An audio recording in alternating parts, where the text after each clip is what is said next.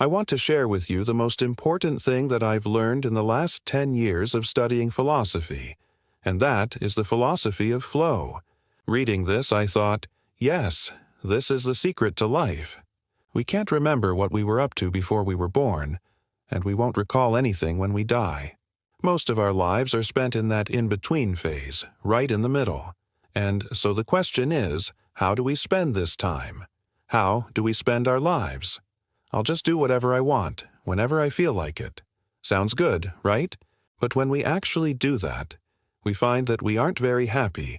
We're not fulfilled. We don't have a sense of purpose or meaning.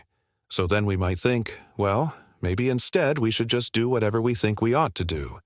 Maybe we should think about our responsibilities, our duties, what we ought to do, what we should do.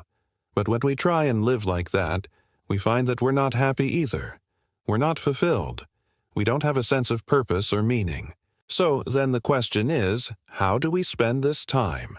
Well, the answer turns out to be quite simple, but it's not easy to apply. We should do things that challenge us. In other words, we should push ourselves, but not too far. We should be working towards goals that are just beyond our current level of achievement. Why does this work? Why is this the answer? What happens when we tackle something too easy or way too hard? Let's dive in. Too much easy stuff bores us, right? We zone out and just don't care. On the other hand, when we're doing something that's too difficult, we also get frustrated. We get stressed out. Again, we don't pay attention. We don't care.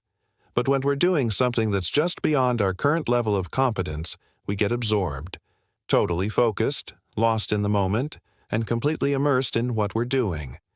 And this is the secret to happiness, to fulfillment, to a sense of purpose and meaning. So how do we find this balance between not too hard and not too easy? Boredom strikes when things are too easy or too hard.